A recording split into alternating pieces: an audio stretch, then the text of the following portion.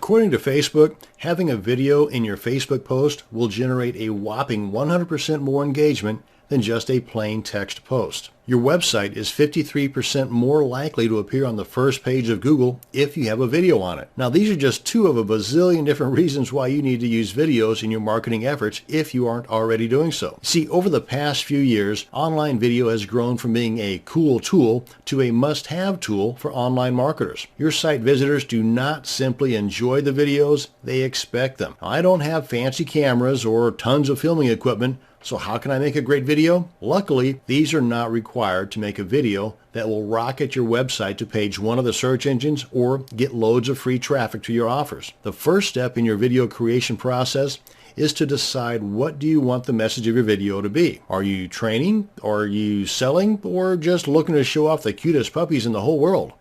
Well, thanks to the internet and some free tools you can get from a simple Google search, you can do any or all three. Now, what I'm talking about here is screencasting. Screencasting is basically capturing your computer screen or parts of it, and the output or outcome of this screen capture is a video. Now, how fancy your video ends up being depends on the software and or the methods that you use in your screencasting. Technically, there are many different elements that make up a great screencast video. Bumpers, zooming in and out or not zooming at all, cursor movement, and so on.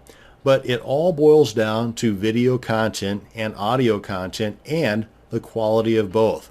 Of these, in my opinion, the audio quality is the most important because you can almost get away with a very bad quality video if the audio quality is perfect. But if you have the perfect video quality and the audio quality is terrible, then you can pretty well bet that most people will tune out of that video very quickly. Now, in order to get the high quality audio required for a good video, you need to begin with the proper microphone. Now, there are many options out there when it comes to buying a microphone, but the bottom line is that you should be looking for a USB microphone and not the type with the small pointy type of connector like what you would plug into your cell phone. Now, the cost of these USB microphones can be just a few bucks, like $10 or so, to several $100s. But I've gotten great audio recordings from mics in the $10 to $20 range. But remember this though, as soon as you can, you should upgrade to the best quality mic your budget will allow for. Now, the rest of your screencasting equipment is that free stuff I was talking about earlier that can be found from a simple Google search. Now, you can use something like Google Drive to create slide presentations. Here, let me show you what I'm talking about. I've already logged into my Google account here, and up here at the top, right there, that's the guy I'm referring to, Google Drive. And you come over here to create, click on presentation, and it's just like PowerPoint slide or the equivalent in something like OpenOffice. But this doesn't cost you anything and you don't have to download anything. It's right there on your Google account. And I've already done one here as an example and titled it My Awesome Video Slide. So we'll open that up. And this is it. Now, just as an example, let's say that your marketing video is on a product that you're creating or have created, and it's an ebook. What you can do is just take snippets from that ebook and make your slides or your script, or you can just write out the script, totally up to you. But what you would then do is you would take little bits of that script and put on each slide. You don't want to burden the slide here with a whole bunch of text. Matter of fact, even better yet, you may want to summarize that paragraph into a couple of sentences.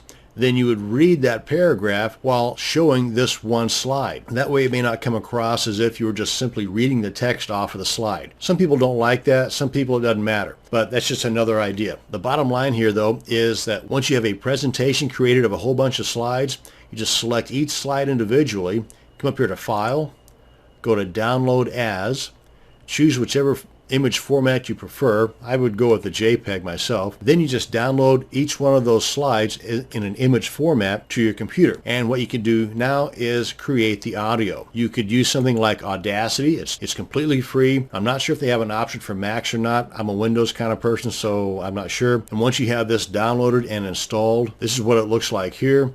You've got your pause, play, stop, and your record button. What you could do is just open this up, hit record, then you just start reading from that script that you created those slides from. Come on up here to File, click on Export. This is grayed out because they don't have anything in there. But whenever you click on Export, it will export it as a WAV file, and then you can use a program like Windows Movie Maker, or if you're on a Mac, I believe the equivalent is iMovie if I'm not mistaken, and you then import each one of those images as well as that WAV file. Then you just sync that WAV file, the audio portion of your video, so that it matches with each one of these slides. Come on up here to this button here, click on Save Movie, then you select the option that's best for what you are wanting, and there's your video. Now sure, there are more detailed steps involved, but for the most part, these are the basic steps you can take to create your marketing video, with the only expense being for your microphone. And remember, the more videos like this that you make, the more shortcuts you're going to discover, and the better your end product will be. And remember, practice makes perfect. That's going to bring us to the end of this video on the basic makings of a marketing video.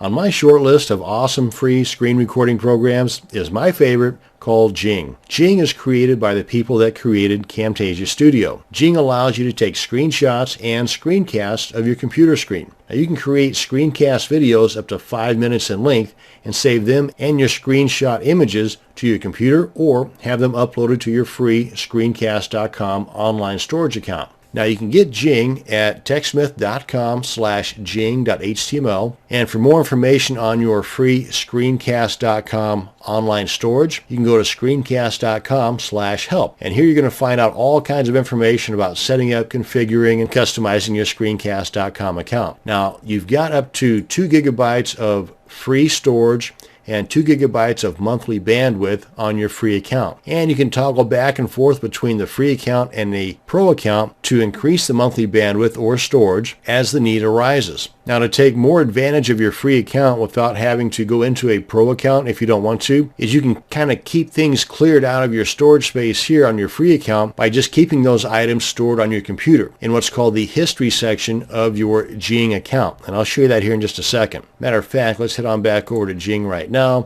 And let's say you've got this downloaded and installed. Once you do that, it's going to pop this little sun looking thing up onto the top center of your computer screen. Now you can left click, hold, and drag this guy around to wherever you want on the edges of your computer monitor, either the top or the bottom, the left or the right side. The only place I found this does not stick is in the corners. And by the way, there's plenty of tutorials here on the Jing site that covers in-depth details on how you can get the most out of your Jing software. But if you come up here and we click on Capture, you get these little crosshairs that come up. Let's left click, hold, and drag your mouse to where you want to capture, be it a video or an image. And whatever you end up capturing is going to be stored in the history. Let's go and X out of this. And that history is going to be found right here. Now, getting back to the taking advantage of your free account at Screencast.com is you can delete the captures from your Screencast.com account, so you're not taking up all the storage space there until you need that particular image or video, at which time you come over here to the history section and just click on that, locate the video or the image capture that you want to share, and then you just click on the image, click on the share icon here, and then it will upload it to your Screencast.com account at that point. And then you can share it and then just delete it from your Screencast.com whenever you're done sharing it. That's one way to go. If you find the need to have those shares a little more longer lasting, then you might find the need to go pro. And this $100 a year for the pro account is a great deal if you want to go that route. Because in addition to the increased amount of storage space and monthly bandwidth, you're also allowed to brand background templates with your company logo and a specific color scheme, something that you're not able to do here with a free account. So there are additional advantages to going pro besides just the increase in storage and monthly bandwidth. But let's head on over to our Jing software and take a look at what happens whenever we capture something. Again, we just click on that first link there that pops out and just select the area that we want to capture. And if we want to capture this as a video, we click on this. Or if we want to capture this as an image, we click on this. And let's say we're clicking on the video and we're about a minute into our 5-minute limit, and we figure out that we just screwed something up, but we want to keep this same area. We can click on this redo button and it will keep this same area intact. It'll just start the video over again. And if you decide that this is not the area that you want to capture, then you can just click on this here to cancel the whole thing out. Let's go ahead and capture this as an image and show you some more of the formatting options that are available to you here. You can change the color, you can highlight, you can frame something in. You can add text or arrows, all kinds of cool stuff here. Title it any way that you want. If you have the Snagit software, which is a kind of like Jing only on steroids, and this does cost you as well, but you're able to edit this using Snagit. You can also edit this using Camtasia Studio if you have that particular software. But these buttons here allow you to either upload it directly to your Screencast.com account, you can save it to your computer, you can copy it, or you can cancel the whole thing out. Now here's something that's pretty cool too. You can even customize the Jing buttons here. Click on this guy, click on New, and this is where you can either upload it to a YouTube account and it will add the YouTube button here, or Twitter, or Facebook, or Flickr, FTP, and so on. And again, there's plenty of tutorials at the Help Center for Jing that will walk you through this entire process.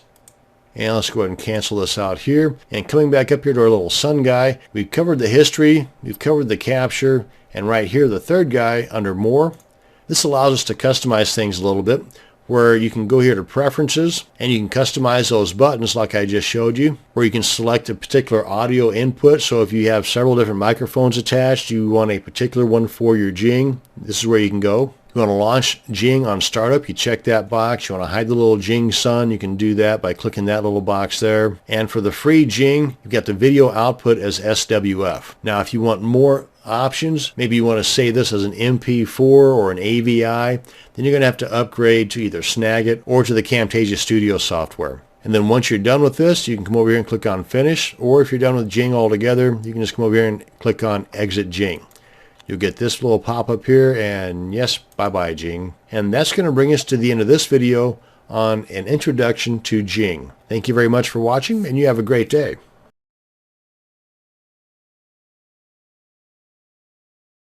Cam Studio is a free or open source program that you download to your computer, and with it you can record both the activity and audio of your computer. It works great for creating videos for support issues, frequently asked questions, product demonstrations, and my favorite, video-based information products that you can sell.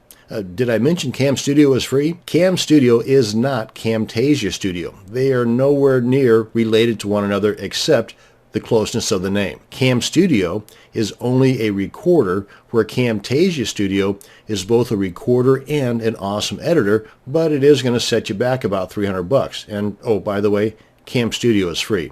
In this video, I'm going to go over some of the basic settings to get you on your way to recording your videos with Cam Studio. Now, there are a ton of different settings you can adjust to your specific needs, so my goal here is to point you in the right direction if you want to deviate from any of the settings that I'm going to show you here in this video. So let's get to work. Now first off, there's a couple of things you need to download. Number one, you need to download Cam Studio, and you can get that from camstudio.org. But before we get there, I want you to first download this free codec.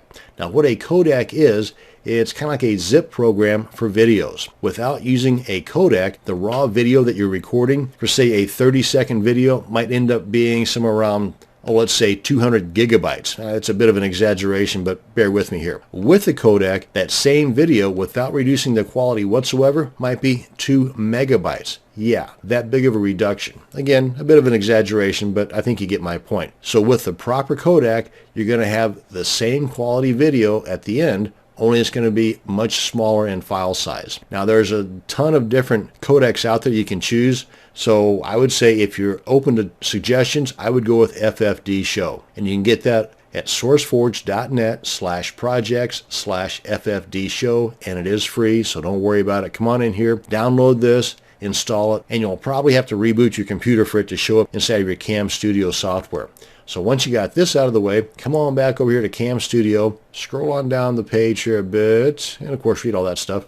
And this first green button is the one you want to download your Cam Studio software. At this point, it's version 2.7. Now you'll probably see this guy right here. It's another codec that is suggested by Cam Studio, but I'm suggesting that you don't use this one. It's totally up to you. I've never used this, so I can't speak personally about how good or not good it is, because you see, Cam Studio comes with a limit of 2 gigabytes before it crashes.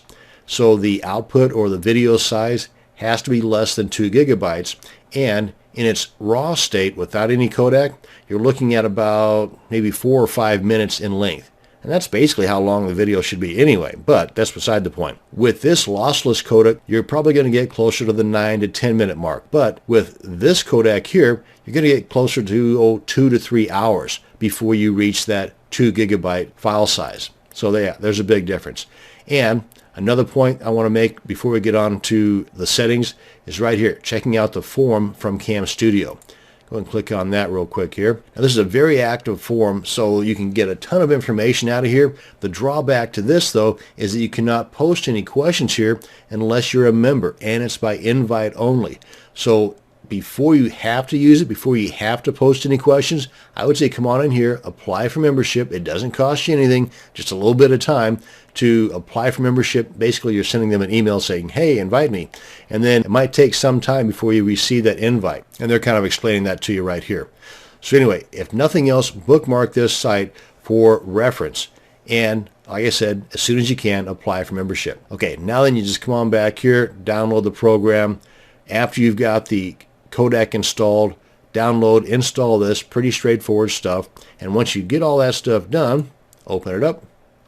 Now before we get into the various settings, I want to show you that right out of the box, Cam Studio will work. So without messing around with anything, just click on the record button. By the way, record, pause, stop. This changes the look of the interface. Click it once, that's what you get. Click it twice, that's what you get. Click it third time and you come back to normal. This one covers some of the annotations, and we're not going to get into that, but anyway, now you know what that covers. And this guy here toggles the record output from AVI, which I say leave it alone. Leave it at AVI, or you can click on that and record to SWF, which is kind of an older flash version. I would say don't mess with SWF at all, but it is there just in case you want to do what I say not to do. So leave it at AVI and you're good to go. Now then, let's go ahead and click on record, and see the little flashy corners there? That's the size out of the box. That's the size of your recording. And you see here, this guy right here, which you can move out of the way, tells you this is the size that's being recorded right now. We're up to about 30 megabytes, and we're only into, right now, 20 seconds, 40 megabytes. That's pretty outrageous. So let's go ahead and cut this now to stop. And by default, it's set up to save the recordings to your videos directory. So let's go ahead and give this a name, Test 01, right out of the box. And then the player comes up as soon as it's saved, and you can play it. Now by default, right out of the box, no audio. So that's one of the first things we're going to be changing.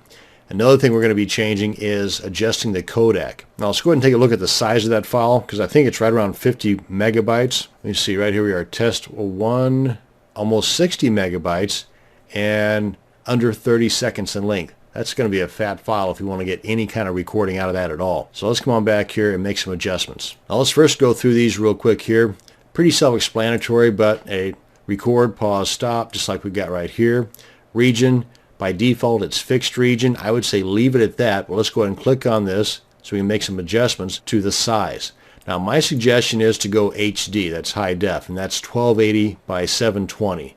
1280 here, 720 in height. This is the size of the videos uploaded to YouTube, or the good ones anyway. But for the sake of this video, because that's what I'm recording right now, is 1280 by 720. I don't want this to be the exact same size. Let's go a little bit smaller. Say 640 by 360, and click OK. Now that's the region. Under options, this is where it gets fun. And this is where you can really do some personalization too. Now as far as adjusting the settings beyond what I'm going to be showing you here, I would suggest that you set a benchmark while you're doing your testing. Get you a notepad and pen and write down the different outputs, the different file sizes for those particular settings that you're going to be making here. And record the same thing. Like for example, record the Cam Studio page here. Scroll down a little bit, say about halfway. Read some text, read the same text, scroll down to the same spot on each one of your tests so that the only thing different is your settings. Everything else is the same. Use that as kind of a benchmark to go by. Okay, that said, let's get on back over to this guy here. Come on into options. First thing we want to do is record the audio, because again, by default, it's not recording. So go ahead and click on this one here, record audio from microphone. Come on back into options, then come to audio options for microphone. Select the microphone that you have plugged into your computer, and if you don't have a microphone, my suggestion is USB type microphones, not the kind that has a little pointy plug-in like you might plug into your cell phone. Get a USB ranging anywhere between 10 to a couple $100. But I've got this one here plugged in, and that's what I'm going to go with. Recording format, the default, that's no good. So click on that button, get the drop down, select the 44.1K mono 16-bit, because a majority of people will put up with the nasty video if the audio is perfect, but if the video is perfect and the audio is nasty, chances are they're not going to be sticking around very long at all. So you really want to get the best audio recording possible. Compressed format, PCM, leave that as it is. Everything else on this page here is just fine the way it is. Just select the right microphone, change the recording format to 44.1K mono 16-bit. Everything else is fine. Click on OK. Come on back to options, video options. Change out this guy here because that's what's going to make your fat file. You don't want that. That's the default. You want to go for the FFD show codec that you already downloaded and installed. Right there.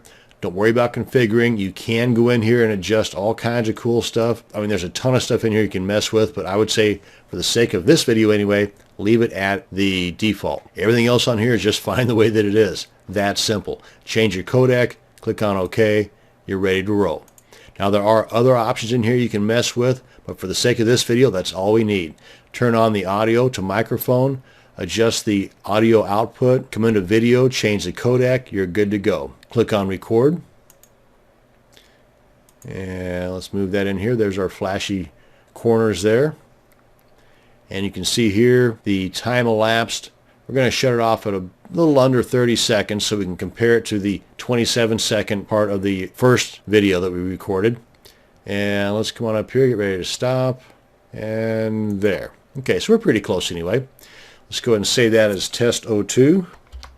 And by the way, this one should be bigger than the first one because this first one does not have audio on top of the video. This one, test 2, has both the audio and the video, which actually will make a much larger file size. And then this pops up as soon as it's saved. Click on play. Let's move that in here. There's our flashy. There it is. There. You can hear the audio. And you can see here. Okay. Now then, let's open up that folder and compare the two files. Ooh, check that out. Almost right at the same time, 27 seconds. But this one here with audio, under 3 megabytes. This one here is under 60 megabytes. So you can see the big difference there in just changing that codec. So those are the basic settings for your Cam Studio output. Stick with those and you'll do perfectly. Again, you can go in and play around with it, make other adjustments if you find the need to, but right out of the box with these small adjustments, you can have a perfect recording using the free Cam Studio software. That's going to bring us to the end of this video. Thanks for watching and you have a great day.